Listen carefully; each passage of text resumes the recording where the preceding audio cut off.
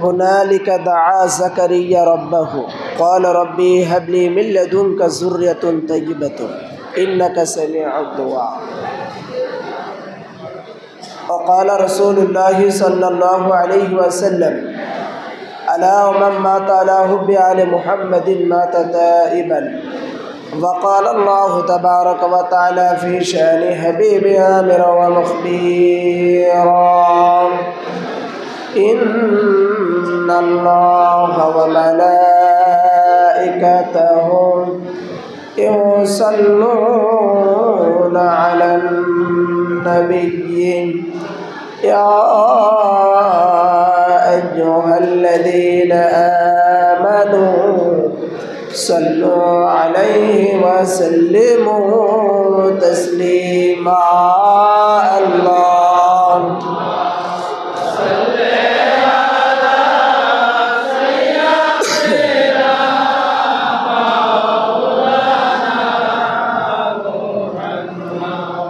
وعلى آله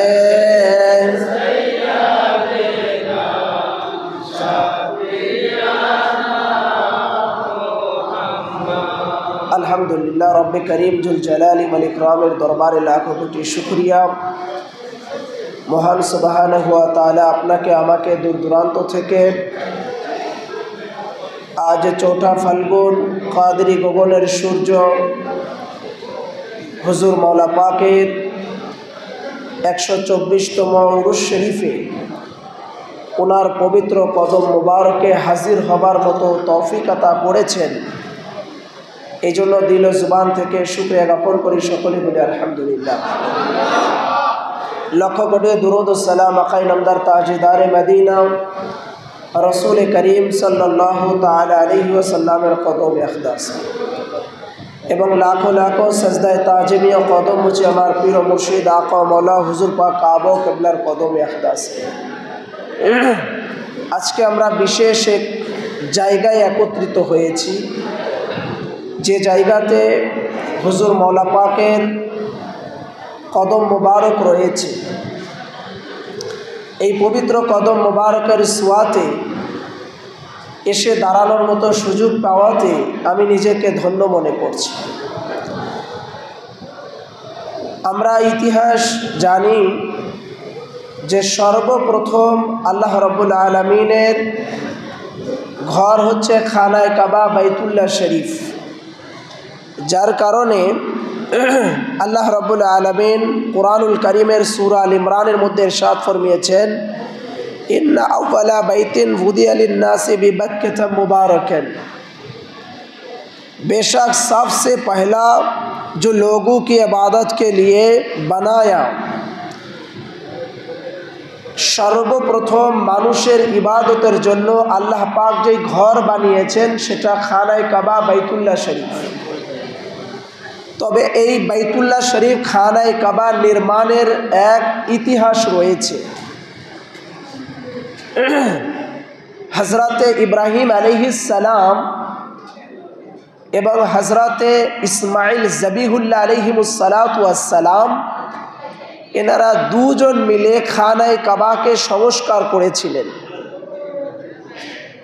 তো যখন খানায়ে কাবা নির্মাণ করেন তখন ওনারা সেই যুগে সেই সময়ে তো মই ছিল না, কি বলে, পাথরের উপরে দাঁড়িয়ে দাঁড়িয়ে ওনারা নির্মাণ করেছেন। এরপরে খানায়ে কাবা বাইতুল্লাহ শরীফ যখন নির্মাণ শেষ হয়ে গেল তখন আল্লাহ রাব্বুল আলামিন বললেন যে হে ইব্রাহিম আলাইহিস সালাম, তুমি এটার পারিশ্রমিক হিসাবে মজদুরি চেয়ে নাও, এটার মজদুরি চেয়ে নাও। হযরতে ইব্রাহিম আলাইহিস সালামকে আল্লাহ তাআলা যখন বললেন যে এটার মজদুরি চেয়ে নাও, পারিশ্রমিক চেয়ে নাও, তখন ইব্রাহিম আলাইহিস সালাম না টাকা চাইলেন, না পয়সা চাইলেন, না ঘর বাড়ি চাইলেন।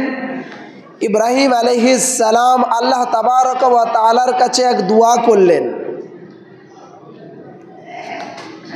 আল্লাহ তাআলার কাছে প্রার্থনা করলেন আল্লাহ তাবারক ওয়া তাআলার কাছে ইব্রাহিম আলাইহিস সালাম বললেন, ওয়াইদ জাআলনা বাইতি মাসিবাতাল লিন-নাসি ওয়া আমনা। আল্লাহ তাবারক ওয়া তাআলার কাছে ইব্রাহিম আলাইহিস সালাম প্রার্থনা করলেন, রব্বানা ওয়াজআলনি মুসলিমাইনি লাকা ওয়া মিন যুররিয়াতি উম্মাতাম মুসলিমাতান লাকা। আল্লাহ তাআলার কাছে বললেন যে হে আল্লাহ, আপনার এই ঘর নির্মাণের পারিশ্রমিক হিসাবে, মূল্য হিসাবে, মজদুরি হিসাবে আমি কোনো কিছু চাই না। আমার যে জুররিয়াত আসবে, ইসমাইল আলাইহিস সালাম আছে, এরপরে পরস্পর পরস্পর আসবে। আপনার যে আখরি নবী আসবেন, দয়াল নবী আসবেন 570 খ্রিস্টাব্দে মা আমেনার উদারে খাজা আব্দুল্লাহ আলাইহিস সালামের ঘরে ওই আখরি নবী ও নবীর আওলাদ পাকদেরকে আমার এই বংশ থেকে, এই নসল থেকে আপনি আনবেন, আর একটা মুসলমান জাতি আপনি কিয়ামত পর্যন্ত জারি রাখেন। এই নবী আর আলে নবীকে চাই, এছাড়া আপনার কাছে মজদুরি হিসাবে, পারিশ্রমিক হিসাবে কোনো কিছু চাওয়ার নেই। আল্লাহ তাআলা দোয়া কবুল করলেন। দোয়া কবুল করার সাথে সাথে আল্লাহ তাবারক ওয়া তাআলা যেই জায়গাতে দাঁড়িয়ে দোয়া করলেন, ওই পাথরটার মর্যাদাও আল্লাহ তাআলা এত বাড়িয়ে দিলেন, কোরআনে কারিমে আয়াতে কারিমা নাজিল করে দিলেন। নাজিল করে আল্লাহ পাক ইরশাদ ফরমালেন, ওয়াত্তাখিযু মিন মাকামি ইব্রাহিম মুসাল্লা। আপনাদের কাছে জানতে চাই, ইব্রাহিম আলাইহিস সালাম যে পাথরের উপরে দাঁড়িয়ে ছিলেন, ওই পাথরটাকে আল্লাহ তাআলা বলতেছেন তোমাদের জন্য আমি নামাজের জায়গা বানিয়ে দিলাম। কিসের জায়গা? নামাজের জায়গা। ওয়াত্তাখিযু মিন মাকামি ইব্রাহিম মুসাল্লা, যে আমি ওই পাথরটাকে তোমাদের জন্য নামাজের জায়গা বানিয়ে দিলাম। ভাই, আদম আলাইহিস সালাম থেকে নিয়ে ঈসা রুহুল্লাহ পর্যন্ত বা আমাদের নবীও, প্রত্যেক নবীরা এসেছেন পাথর পূজা থেকে, মূর্তি পূজা থেকে, গাছপালার পূজা থেকে, এগুলো থেকে দূরে রাখার জন্য। কি বলেন? আজকে যারা বলে বড় মসজিদে কেন যাও, বড় মসজিদে কেন ওখানে ফুলপাক নিয়ে দাঁড়িয়ে থাকো, এই সামান্য একটু মাথা ঠুকানোর জন্য ঘন্টার পর ঘন্টা লাইন ধরে দাঁড়িয়ে কেন থাকো? তাদের জবাব এটা আসবে, তাদের কাছে প্রশ্নও থেকে যায় যে ইব্রাহিম আলাইহিস সালাম সহ যত নবী একরাম এসেছেন, আম্বে একরাম এসেছেন, সব নবীরা, সব পয়গম্বরেরা এসেছেন পাথর পূজা থেকে মানুষদেরকে দূরে রাখার জন্য। অথচ ইব্রাহিম আলাইহিস সালাম ওই পাথরের উপরে দাঁড়িয়ে দোয়া করেছেন, ওই পাথরটাকে আবার আল্লাহ বলতেছেন ওয়াত্তাখিযু মিন মাকামি ইব্রাহিম মুসাল্লা, আমি পাথরটাকে নামাজের জায়গা বানিয়ে দিলাম। শুধু নামাজের জায়গা নয়, তাম দুনিয়া থেকে যত মানুষ হজে যায়, প্রত্যেকেই হজে গিয়ে 2 রাকাত পড়ে ওই পাথরটাকে সামনে নিয়ে নামাজ আদা করে। করে কি করে না? অনেকে উমরা করেছেন, হজ করেছেন, জানেন ওই পাথরটাকে সামনে নিয়ে 2 রাকাত নামাজ আদা করে। কেন ভাই? আম্বিয়া কিরামরা তো এসেছেন, নবী রাসূল তো এসেছেন পাথর থেকে দূরে রাখার জন্য। মূর্তি পূজা করা যাবে না, পাথর পূজা করা যাবে না, এর থেকে দূরে রাখার জন্য এসেছেন। অথচ সেই নবী ইব্রাহিম আলাইহিস সালাম ওই পাথরটাকে যে দাঁড়িয়েছিলেন, ওই দাঁড়ানো পাথরটাকে আল্লাহ নামাজের জায়গা বানিয়ে দিচ্ছেন। আপনাদের কাছে আমি জানতে চাই, ইব্রাহিম আলাইহিস সালাম কি সারা জীবনে ওই একটা পাথরের উপরেই চলেছেন? হাজার হাজার লক্ষ লক্ষ পাথরের উপরে চলেছেন, কোনো পাথর তো নামাজের জায়গা হলো না। কি বলেন?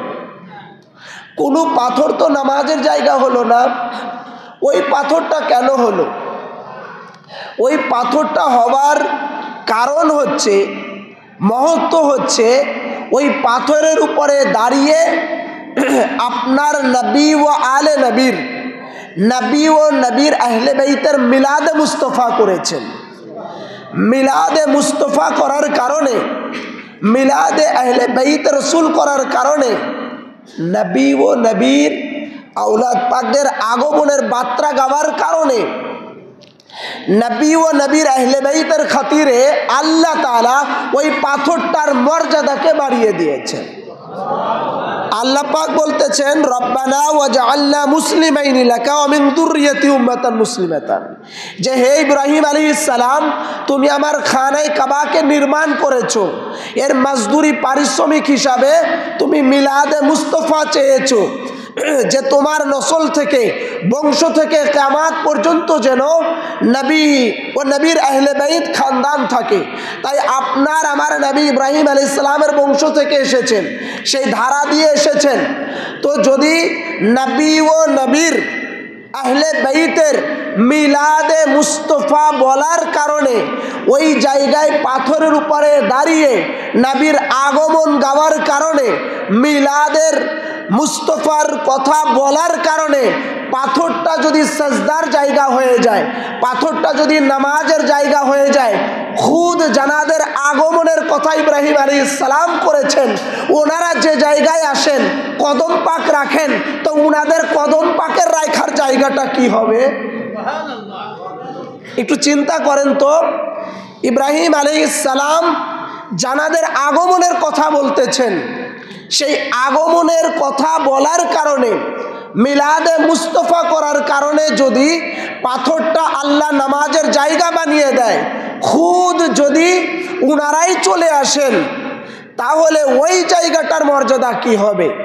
তো ইব্রাহিম আলাইহিস সালাম জানাদের মিলাদে মুস্তফা করলেন, নবী ও নবীর আহলে বাইতের আগমনের কথা বললেন। সেই নবী মুস্তফার আগমনের বার্তা গাওয়ার কারণে পাথরটাকে আল্লাহ বললেন, ওয়াত্তাখিযু মিন মাকামি ইব্রাহিম মুসাল্লা, পাথরটাকে আমি নামাজের জায়গা বানিয়ে দিলাম। তো যেই নবী ও আলে নবীর কথা বলেছেন, আজকে জানার উরুস শরীফে হাজির হয়েছি, সেই মৌলা পাকের 124তম উরুস শরীফে এসেছি। সেই মৌলা পাকের আগমন গেয়েছেন, রসুল পাকের আগমনের কথা ইব্রাহিম আলাইহিস সালাম বলেছেন, হাসান হুসাইনের আগমনের কথা বলেছেন, আহলে বাইত রসুলের কথা বলেছেন, মেদিনীপুরি মৌলা পাকের কথা বলেছেন, মেদিনীপুরি দাদা হুজুর পাকের কথা বলেছেন, মেদিনীপুরি পীর মুর্শিদ পাকের কথা বলেছেন, মেদিনীপুরি বড় হুজুর পাকের আগমনের মিলাদে মুস্তফার দোয়া করেছেন, মেদিনীপুরি বর্তমান সাজ্জাদ হোসেন হুজুর পাক কাবা ও কিবলা, ছোট হুজুর পাক কাবা ও কিবলা, এনারা আলে মুহাম্মদ, এনাদের আগমনের কথা ইব্রাহিম আলাইহিস সালাম দোয়া করার কারণে ওই পাথরটা যদি এত বড় নামাজের জায়গা হয়ে যায়, খুদ উনাদের কদম পাক, মৌলা পাকের কদম পাক এই রাজবাড়ি, তো রাজবাড়ির এই খানকা শরীফের এই জায়গাটার মর্যাদা কেমন আছে চিন্তা করুন। ওটা তো নামাজের জায়গা করে দিলেন, আর নামাজ থেকে ওটা বেহতার জায়গা আছে, শ্রেষ্ঠ জায়গা আছে, আফজাল জায়গা আছে। এক ওনাদের মিলাদের কথা বলার কারণেই যদি আল্লাহ বলে দেন, ওয়াত্তাখিযু মিন মাকামি ইব্রাহিম মুসাল্লা, বাস ইব্রাহিম আলাইহিস সালামের দাঁড়ানো ওই পাথরটা মোমের মতো গলে যাও, গলে ইব্রাহিম আলাইহিস সালামের নকশা বহন করে নিল, সেটার কারণেই যদি নামাজের জায়গা হয়ে যেতে পারে, খুদ আমার মৌলা পাক এই জায়গায় কদম পাক রেখেছেন, বড় হুজুর পাক কদম পাক রেখেছেন, ছোট হুজুর পাক কাবা কিবলা কদম পাক রেখেছেন, বর্তমান সাজ্জাদ হোসেন হুজুর পাক কাবা কিবলা কদম পাক রেখেছেন, খুদ আলে মুহাম্মাদের কদম পাক এই জায়গা। তো এই খানকা শরীফের মর্যাদা ও রুতবা তামাম দুনিয়ার কুল কায়নাত থেকে শ্রেষ্ঠ আছে। ওই জন্য আজও রাজবাড়ি বড় মসজিদের হুজরা শরীফ ওই নিচু জায়গায়, যে জায়গায় মৌলা পাক কদম পাক রেখেছিলেন, ওই জায়গায় ওই অবস্থায় রয়ে গেছে, ওই অবস্থায় রয়ে গেছে। কেন? রাজবাড়িতে এমনও পীর ভাই আছে একদিনের মধ্যে এই জায়গাটা উঁচু করে আরো বিশালভাবে ইমারত তৈরি করে দিতে পারে, আছে কি আছে না? কিন্তু ওইখানে আমার মওলা পাক কদম পাক রেখেছেন বলে ওই জায়গাটা এখনো ওইভাবে স্মৃতি বিজড়িত করে রেখে দিয়েছেন। আজও আমরা ওই জায়গাতে হাজির হচ্ছি। তো যেই আগমন বার্তা গাওয়ার কারণে ইব্রাহিম আলাইহিস সালামের পায়ের পাথর সেটা নামাজের জায়গা হয়ে যেতে পারে, সেই মওলা পাকই যেখানে কদম পাক রেখেছেন ওইটা সামনে করে নামাজ পড়া যাবে কি যাবে না? ওই জন্য লম্বা লাইন ধরে আমরা মওলা পাকের কদমে হাজির হই, ফুল পাক নিয়ে ঘন্টার পর ঘন্টা দাঁড়িয়ে থাকি।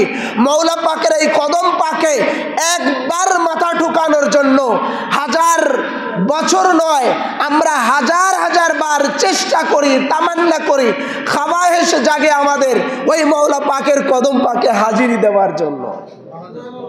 কি বলেন? এই জন্য দেখেন আজও এই মসজিদ পাকের সামনে উনাদের হুজরা শরীফ, উনার কদম মুবারকের জায়গা। কেন? ওই যে আল্লাহ তাআলা বললেন ওয়াত্তাখিযু মিন মাকাম ইব্রাহিম মুসাল্লা, আমি ইব্রাহিম আলাইহিস সালামের পায়ের যে পাথর সেই পাথরটা নামাজের জায়গা বানিয়ে দিয়েছি। তো নামাজ কি পাথর পিছনে করে পড়ে না সামনে করে পড়ে? হ্যাঁ, সামনে করে না। তো মওলা পাকের কদম পাকও সামনে করে নামাজ পড়তেছি। কেন? এটা আল্লাহ পাকেরই হুকুম। যদি ইব্রাহিম আলাইহিস সালাম এনাদের মিলাদে মুস্তফা বলার কারণে ওই পাথরটা সামনে রেখে নামাজ পড়তে হয়, খুদ মওলা পাক চলে এসেছেন, ওই মওলা পাকের কদম পাক পিছনে রেখে নামাজ চলবে না। যার কারণে আজও রাজবাড়ী হুজরা শরীফ মসজিদ পাকের সামনে নামাজের সামনে রয়ে গেছে। বুঝতে পেরেছেন? আজও মওলা পাকের কদমের সদগাতে রয়ে গেছে, কারণ আল্লাহ পাকই নির্দেশ দিয়েছেন, আল্লাহই শিখাচ্ছেন। তো আপনারা যারা বলছেন যে মওলা পাকের হুজরা শরীফে হাজির হওয়া যাবে না, আপনারা যারা বলছেন লাইন ধরে ধরে মানুষ তামাশা করে কেন হাজির হচ্ছে, তো আপনাদের কাছে বলতে চাই আমরা ওই মক্কা নগরীতে প্রত্যেক হাজিদেরকে এরকম ভাবে সাইনবোর্ড টানিয়ে নিষেধ করে দেন মাকাম ইব্রাহিমে আজ থেকে নামাজ আদা করা যাবে না, মাকাম ইব্রাহিমে 2 রাকাত নামাজ পড়া যাবে না। আপনারা যদি বন্ধ করে দিতে পারেন, তাহলে কোরআন থেকে আয়াতে কারিম যদি উঠে দিতে পারেন, আমরাও মেনে নিব যে মওলা পাকের কদমে হাজিরি দেওয়া যাবে না, মওলা পাকের কদম সামনে রেখে নামাজ পড়া যাবে না। কারণ কি? আপনারা কিয়ামত পর্যন্ত কোরআন থেকে ওয়াত্তাখিযু মিন মাকাম ইব্রাহিম মুসাল্লা এটা উঠাতে পারবেন না, আর মক্কা নগরীতে মাকাম ইব্রাহিমের সামনে সাইনবোর্ড টানাতে পারবেন না। ওই জন্য আল্লাহ তাআলার ওয়ালিদের, আওলাদ রাসূলের, আহলে বাইতের যত জায়গায় খানকা আছে, হাজার বাধা দেওয়ার পরেও মানুষের ভিড় কমাইতে পারে? ভিড় কমাইতে পারে? পারে না। কারণ আল্লাহ পাকই শিখাচ্ছেন পাথরটাকে সামনে নিয়ে নামাজ পড়ো। আর ইব্রাহিম আলাইহিস সালামের পাথরের কি দাম আছে? নবী ও নবীর আহলে বাইতের মিলাদে মুস্তফা করেছেন, বাস উনাদের জন্য এই পাথরটা ইজ্জতওয়ালা হয়ে গেল, রুতবাওয়ালা হয়ে গেল, আমার নবীর কথা বলেছেন সেই কারণে। আর আমার খুদ সেই নবী মুস্তফার রক্ত মুবারক, নবী মুস্তফার আওলাদ পাক, নবী মুস্তফার খানদানে মুস্তফা, খানদানে মুস্তফা খুদ এই রাজবাড়ির জমিনে কদম পাক রেখেছেন। তো উনার কদম মুবারকের জায়গা সামনে করে নামাজ পড়বো না? কি বলেন? এটা তো কোরআনই আমাকে শিক্ষা দিচ্ছে যে সামনে করে নামাজ পড়ো, যার জন্য আমরা সামনে করে নামাজ পড়তেছি। আপনি কোরআন থেকে আয়াত উঠিয়ে দেন, আমরা সামনে থেকে আর নামাজ পড়বো না। কি বলেন?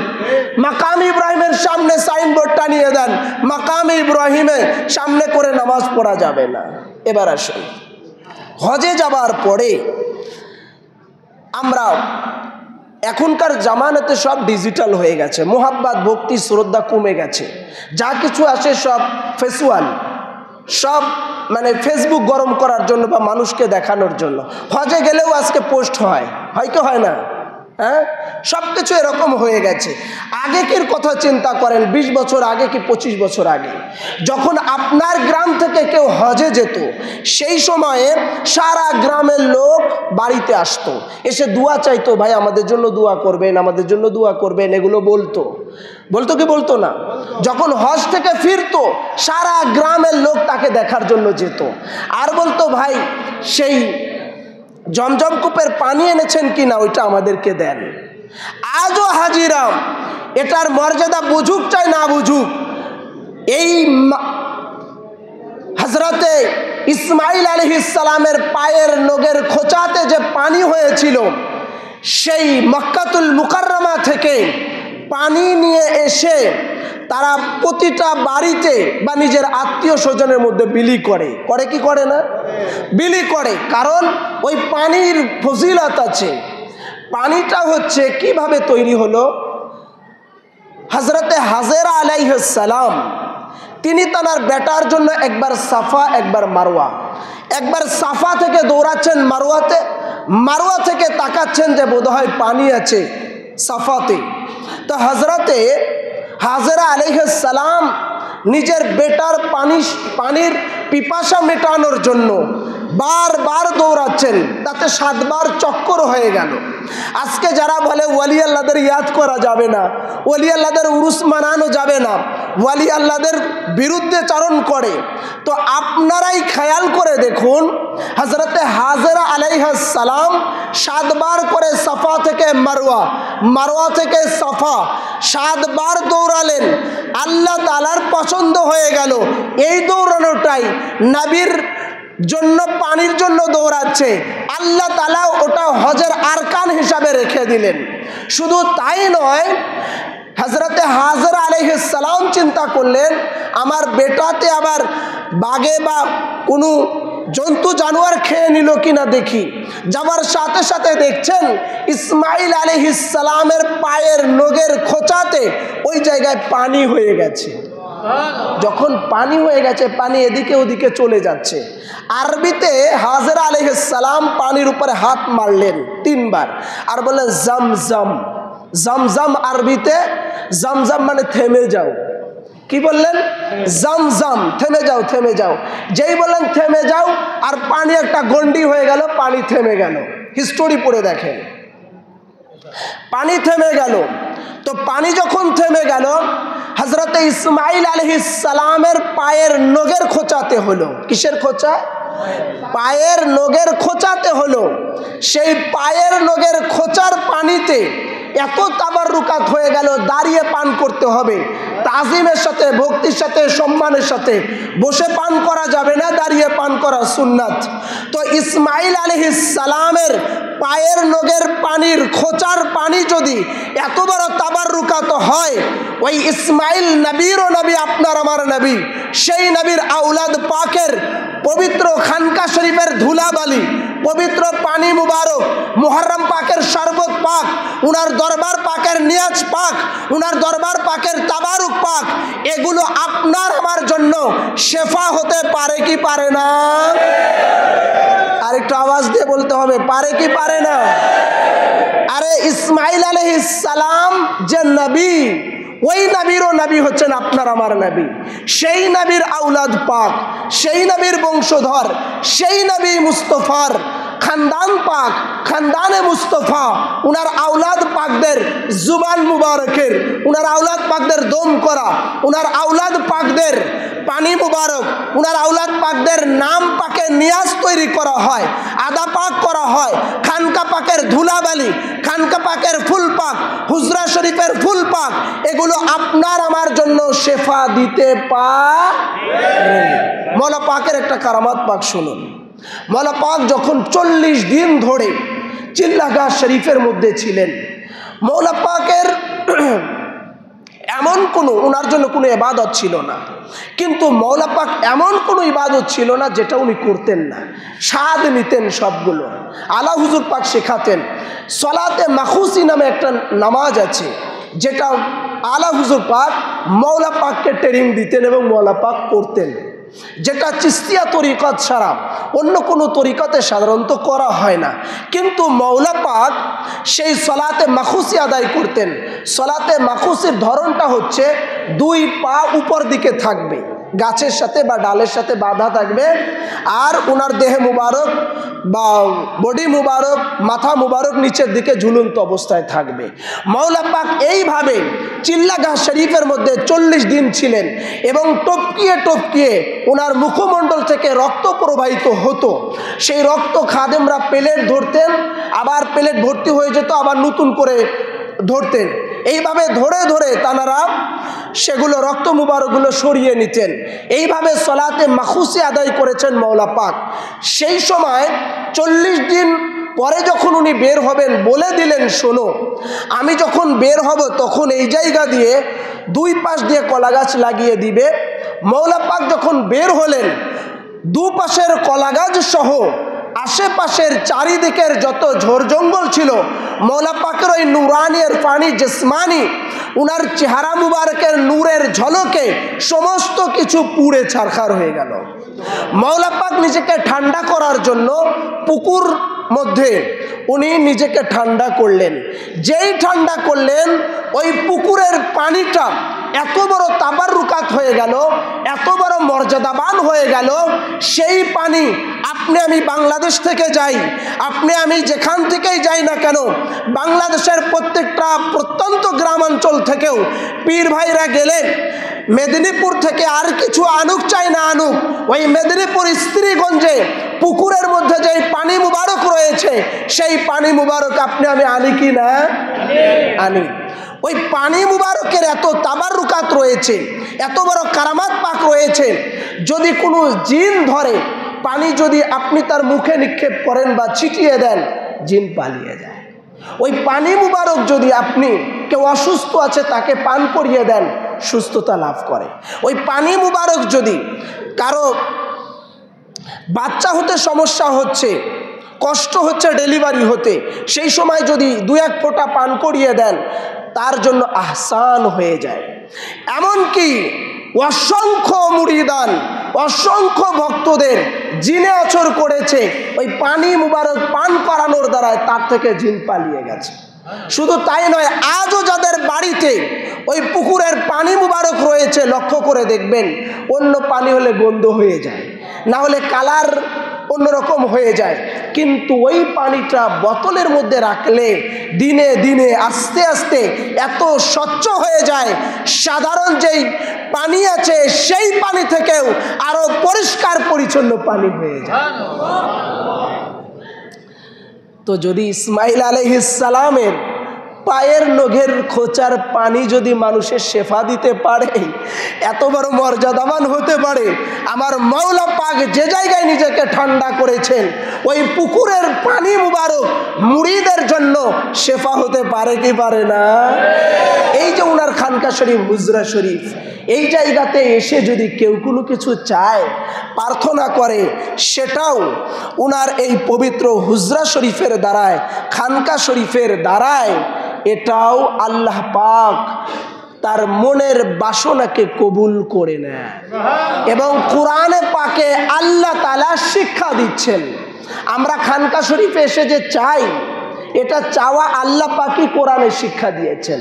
আর আল্লাহ পাক শিক্ষা দিয়েছেন বলেই আমরা খানকা পাকে আসি, হুজরা পাকে আসি, আমরা এসে চাই, প্রার্থনা করি। কোথায় আছে এটা? কোরআনুল করিম, সূরা আল ইমরান, সূরা বলেন না, বিরক্ত হচ্ছে? সূরা আল ইমরান 37 নম্বর আয়াত, আল্লাহ পাক ইরশাদ ফরমাচ্ছেন, কুল্লামা দাখালা আলাইহা যাকারিয়াল মিহরাব ওয়াজাদা ইনদাহা রিজকান ক্বালা ইয়া মারইয়ামু আন্নী লাকা হাযা ক্বালা হুয়া মিন ইনদিল্লাহ ইন্নাল্লাহা ইয়ারযুকু মান ইয়াশাউ বিগাইরি হিসাব। কোরআনুল কারীম সূরা আল ইমরান 37 নম্বর আয়াতে হযরতে মারিয়াম আলাইহিস সালামের নাম শুনেছেন? উনার এক হিস্টোরি আছে। উনার আব্বা আম্মা মান্নত করলেন মারিয়াম আলাইহিস সালামের, যে আমার ঘরে যে সন্তান আসবে, ছেলে হোক বা মেয়ে হোক, এটা বলেন নাই, বলছেন আমার ঘরে যে সন্তান আসবে, এই সন্তান আসলেই আমি তাকে বাইতুল মুকাদ্দিসের খাদেম বানিয়ে দেব। আপনাদের যাদের বাচ্চা কাচ্চা হয় না বা এমনি অনেকে মান্যত করে না যে আমার বাচ্চা হলে মাদ্রাসায় ভর্তি করব, হাফেজ বানাবো, অমুক বানাবো বা এটা করব, এরকম মান্যত করে না। এই যে মান্যত করা, নজর করা, এই যে আমরা বাক্সুর মধ্যে নজর পাক দেই না, আমরা হাজির হই না, কি বলেন দেন না আপনারা? এটা সবাইকে দিতে হবে, কারণ আপনি পীরের বাড়িতে এসছেন, এসে আপনি যে হাজিরি দিলেন তার তো একটা ডকুমেন্ট থাকা চাই, কি বলেন? তো আমরা যে নজর পাক দেই, আমরা যে বাক্সুর মধ্যে নজর পাক দেই, এই যে নজর পাক দেওয়া, মান্যত করা, কেউ খাসি নিয়ে এসেছে, কেউ মুরগি নিয়ে এসেছে, কেউ চাউল নিয়ে এসেছে, কেউ ডাউল নিয়ে এসেছে, এই যে মান্যত করা, এটাও আল্লাহ কোরআনে শিখাচ্ছেন। তো হযরতে মারিয়াম আলাইহিস সালামের আব্বা আম্মা মান্যত করলেন, নিয়াত করলেন যে আমার ঘরে যদি সন্তান আসে সেই সন্তানকে বাইতুল মুকাদ্দিসের খাদেম বানাবো। তো সন্তান আসলো মেয়ে, তো যেহেতু মান্যত করেছেন সেটা তো পূরণ করতে হবে। বাস খানকা শরীফের মসজিদের সামনে দেখেন, আজকে রাজবাড়ি বড় মসজিদ বলেন, সাগরকান্দি খানকা শরীফ বলেন, আবার আপনার এরকমভাবে আমাদের মাসুমদিয়া খানকা শরীফ বলেন, বিভিন্ন খানকা শরীফ মসজিদ পাকের সামনে করা, তাই কি না? এই মসজিদ পাকের সামনে খানকা তৈরি করা, এটা আল্লাহ পাকেই শিক্ষা দিচ্ছেন কোরআনে, যে খানকা হবে কোন জায়গা? খানকা হবে মসজিদ পাকের সামনে, মসজিদের সামনে খানকা হবে। এরপরে হুজুর পাকরা যেভাবে হুকুম পাক করেন সেটা আলাদা ব্যাপার, কিন্তু আল্লাহ পাক শিক্ষা দিচ্ছেন যে মসজিদের সামনে খানকা হবে। সেই যুগে মারিয়াম আলাইহিস সালামের জন্য খানকা নির্মাণ করা হলো, মসজিদের সামনে একটা ঘর তৈরি করা হলো। সেই ঘর তৈরি করে সে জায়গায় মারিয়াম আলাইহিস সালাম থাকতেন, খেতেন, ঘুমাতেন। সপ্তাহে একদিন উনি বাহিরে যেতেন, মঙ্গলবারে। তো হযরতে জাকারিয়া আলাইহিস সালাম ছিলেন মারিয়াম আলাইহিস সালামের খালুজান। তো উনি চিন্তা করলেন, উনার বার্ধক্য বয়স হয়ে গেছে, জাকারিয়া আলাইহিস সালামের কোনো সন্তান হয় না। আজকে অনেকেই বলে ওয়ালির দরবারে গিয়ে সন্তান চাওয়া যাবে না, পীরের কাছে যে নিজের বাচ্চা চাওয়া যাবে না, ছেলে মেয়ে চাওয়া যাবে না। আরে আল্লাহ কোরআনে শিক্ষা দিচ্ছেন নবীদেরকে দিয়ে যে ওয়ালির খানকাতে গিয়ে, ওয়ালির কাছে গিয়ে চাও। আল্লাহ নবীকে দিয়ে চাবিয়ে এটা শরীয়তে মুহাম্মাদি ও ইসলাম করে দিচ্ছেন। কিভাবে? জাকারিয়া আলাইহিস সালামের বার্ধক্য বয়স হয়ে গেছে, উনার এই রেসালাত বা নবুত্ব যে চালাবে সেই লোক নাই, উনার আফসোস। উনি আল্লাহ পাকের কাছে বহু কান্নাকাটি করেছেন যে হে আল্লাহ, আমার একটা নেককার সালেহীন সন্তান দিয়ে দাও। আল্লাহ পাক দেননি। হঠাৎ করে মঙ্গলবারের দিন উনি খানকা শরীফে ঢুকলেন। হযরতে মারিয়াম আলাইহিস সালামে প্রবেশ করার সাথে সাথে দেখলেন কুল্লামা দাখালা আলাইহা জাকারিয়াল মেহরাব, হযরতে জাকারিয়া আলাইহিস সালাম মারিয়াম আলাইহিস সালামের খানকাতে ঢুকলেন, মেহরাবের মধ্যে ঢুকলেন। ওয়াজাদা ইনদাহা রিজকান, ঢুকার সাথে সাথে দেখলেন যে বেমৌসুমিক অনেক ফল রয়েছে, যেটা সিজনারি নয়, এখনকার সিজন না, সেই ফলগুলো রয়েছে। যেমন কাঁঠালের সিজন না, আরও অনেক কিছুর সিজন না, তরমুজের সিজন না, এইগুলো আপনার আনসিজনারি ফলগুলো ওই খানকার মধ্যে, হুজরা শরীফের মধ্যে রয়েছে। তখন জাকারিয়া আলাইহিস সালাম জিজ্ঞাসা করলেন, ক্বালা ইয়া মারিয়াম আন্নী লাকি হাদা, যে হে মারিয়াম আলাইহিস সালাম, এইগুলো আপনি কোথা থেকে পান, কোথা থেকে আসে? উনি জবাব দিলেন, ক্বালাতু হুয়া ইনদিল্লাহ, এগুলো আল্লাহর নিকট থেকে আসে, আল্লাহ তাআলা বেমৌসুমিক ফল দেন। তখন জাকারিয়া আলাইহিস সালামের জেহেনের মধ্যে ঢুকলো যে হযরতে মারিয়াম আলাইহিস সালামের খানকাতে যদি আল্লাহ পাক বেমৌসুমিক ফল দিতে পারেন, যেই ফলের সিজন এখন না, এইগুলো যদি আল্লাহ পাক দিতে পারেন, তো আমার বার্ধক্য বয়স হয়েছে তাতে কি, আমার বয়স নেই তাতে কি, আল্লাহ তাআলা চাইলে আমার এই বার্ধক্য বয়সে আমি জাকারিয়া আলাইহিস সালামকেও সন্তান দিতে পারেন। তখন ওই খানকাতে দাঁড়িয়েই, মারিয়াম আলাইহিস সালামের হুজরাতে দাঁড়িয়েই উনি দোয়া করলেন আল্লাহ পাকের কাছে। কি দোয়া করলেন?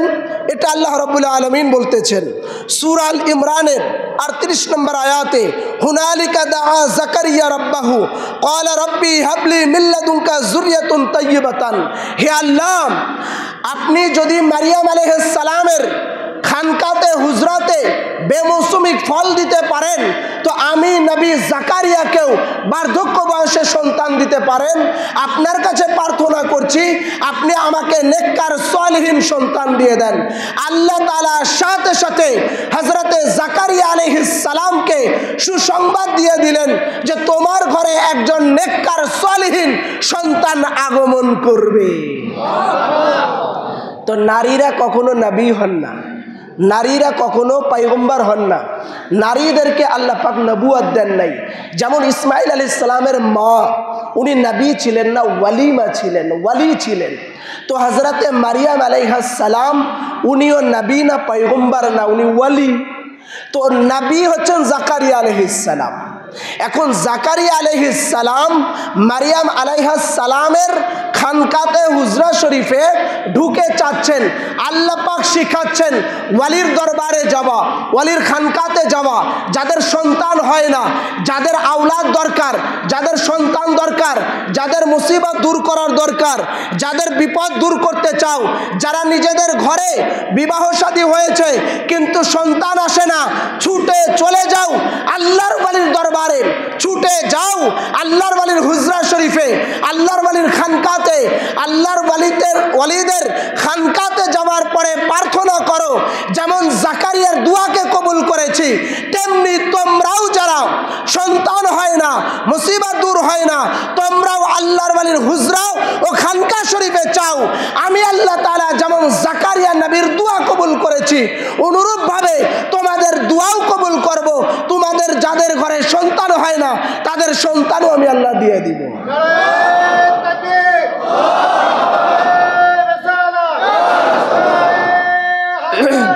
তো যদি জাকারিয়া আলাইহিস সালামের, যদি নবী জাকারিয়া আলাইহিস সালাম একজন ওয়ালিমার ঘরে যেতে পারেন, তো আল্লাহ পাক শিক্ষা দিচ্ছেন যে এটা যেন শরিয়াত হয়ে যায়, এটা যেন ধর্ম হয়ে যায়।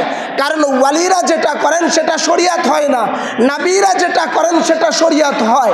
আল্লাহ তাআলা শরিয়াত বানানোর জন্য কিয়ামত পর্যন্ত ওয়ালিদের খানকাতে প্রার্থনা করা চাওয়া, এটা জায়েজ করে দেওয়ার জন্য আল্লাহ তাআলা জাকারিয়া আলাইহিস সালামকে হযরতে মারিয়াম আলাইহিস সালামের বারগাহতে, উনার খানকাতে, উনার হুজরা শরীফে পাঠালেন।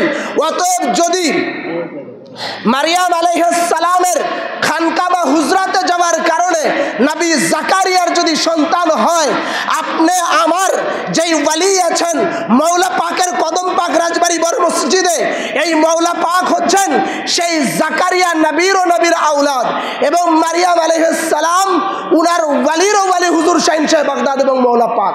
যার কারণে মওলা পাককে কাদেরি গগনের সূর্য বলা হয়। সেই মওলা পাকের হুজরা পাকে, মওলা পাকের খানকা পাকে, রাজবাড়ি বড় মসজিদ পাকে আপনি আমি যদি হাজির হই, মাথা ঠোকাই, যাদের বাচ্চা হয় না তারা যদি বাচ্চার জন্য প্রার্থনা করে, যাদের মুসিবত দূর হয় না মুসিবতের জন্য যদি প্রার্থনা করে, যাদের বিপদ কাটে না বিপদের জন্য যদি প্রার্থনা করে, আমার মওলা পাক তাদের ঘরে সন্তান দিতে পারেন কি পারেন না? মওলা পাকের অসংখ্য কারামাত পাক আছে, যাদের ঘরে সন্তান ছিল না ওনার রহম ও করমে সন্তান হয়েছে। বড় হুজুর পাকে অসংখ্য কারামাত পাক আছে। আমি একটা কথা বলেই শেষ করে দিচ্ছি, আমার উস্তাদজি চলে এসেছেন। বড় হুজুর পাক কাবা কিবলা, এই যে দৌলতদিয়ার আলম ভাই খানকা শরীফের, উনি দীর্ঘদিন ধরে কমিটিতে ছিলেন, ওনার ঘরে সন্তান হতো না। দীর্ঘ 10-12 বছর ওনাদের বিবাহর বয়স চলতেছিল, ওনাদের ঘরে কোনো সন্তান নাই। বাংলাদেশের সবচেয়ে বড় বড় ডাক্তার দেখিয়েছেন বড় হুজুর পাকের জামানাতে, এবং কলকাতাতে বড় হুজুর পাক নিজে সবচেয়ে বড় ডাক্তারের নাম করে বলে দিয়েছিলেন যে এই ডাক্তারকে দিয়ে দেখাও। দেখানো হলো, সব কিছু উনি টেস্ট করালেন। সব কিছু করানোর পরে ডাক্তার বললেন যে আপনাদের বাচ্চার সেই ক্ষমতা যেটা সেগুলো নাই, এটা সম্ভব না। এইটা যখন বলে দিল ওনারা খাদেম সাহেবের মাধ্যম দিয়ে বড় হুজুর পাকের কদম পাকে হাজির হলেন। হাজির হবার পরে কান্নাকাটি করলেন। বড় হুজুর পাক বললেন, বড় হুজুর পাক কাবা ও কিবলা বললেন যে ডাক্তার কি বলেছে দেখি। তখন বড় হুজুর পাক সেই কাগজগুলো নিয়ে ছিঁড়িয়ে ফেললেন আর বললেন, যে জায়গায় ডাক্তারি বন্ধ হয়ে যায়, যে জায়গায় ডাক্তারি চলে না, সেই জায়গা থেকে আমাদের ডাক্তারি শুরু হয়। মানুষ যেখানে থেমে যায়, মানুষ যে জায়গায় থেমে যায়, মানুষের গতি যে জায়গায় থেমে যায়, ডাক্তারি যে জায়গায় থেমে যায়, আমরা আওলাদে মুস্তফা, আমাদের চিকিৎসা সেই জায়গা থেকে শুরু হয়। ডাক্তারের চিকিৎসা যেখান থেকে স্টপ হয়ে যায়, আমাদের চিকিৎসা সেই জায়গা থেকে স্টার্ট হয়। বড় হুজুর পাক খাদেমকে বললেন, একটু কালো জিরা আর মধু নিয়ে আসো, দম করে দিলেন। বাস তারপরের বছরেই উনার ঘরে প্রথমে কন্যা সন্তান হলো, হতে হতে উনার ঘরে 3টা মেয়ে সন্তান হয়েছে। তো আমার মৌলা পাক, আমার হুজুর পাক, এনারা দয়া করে, রহম করে, এনাদের কাছে যারা চায়, উনার যদি দৃষ্টিপাত করেন, ওই জায়গাতে উনাদের করুণাতে, উনাদের দয়াতে, আহলে বাইতের সদকাতে অসম্ভবকে সম্ভব হবে কি হবে না? এই পবিত্র কদম মুবারকে এসেছি। আমরা মেদিনীপুর শরীফে যেতে পারি নাই, হুজুর মৌলা পাকের পবিত্র কদমে আখদাসে আমরা হাজির হয়েছি। মৌলা পাকের জামানাতে মৌলানা আবু তাহের সাহেব ছিলেন। উনি একবার বাগদাদ শরীফে গিয়েছেন। বাগদাদ শরীফে গিয়ে বাগদাদ শরীফে গৌস পাকের রওজা পাকে তাওয়াসুল করতেছেন এবং আরজি দিচ্ছেন। গৌস পাকের মাজার শরীফ থেকে আওয়াজ আসতেছে, তুমি এখানে কেন এসেছো? তুমি যেই মৌলা পাকের দরবার থেকে এসেছো, আমি তো ওই মৌলা পাকের মধ্যেই বিরাজমান আছি, মৌলা পাকের অস্তিত্বর মধ্যেই আমি মিশে আছি। যার কারণে মৌলা পাক বলতেন যে আমার ফকিরের যে দেহ মুবারকটা দেখছো, এটা আমার দেহ মুবারক নয়, এটা হুজুর শাহিন শাহ বাগদাদ গৌসে পাকের দেহ মুবারক আমি টেনে বেড়াচ্ছি মেদিনীপুরে। সেই গৌস পাকের আওলাদ পাক, সেই গৌস পাকের অস্তিত্বে মৌলা পাক মিশে আছেন। সেই মৌলা পাকের কদম মুবারক এই জায়গায়, মানে মৌলা পাক এই রাজবাড়ির জমিনে, এই হুজরা শরীফে হাজির ও নাজির আছেন।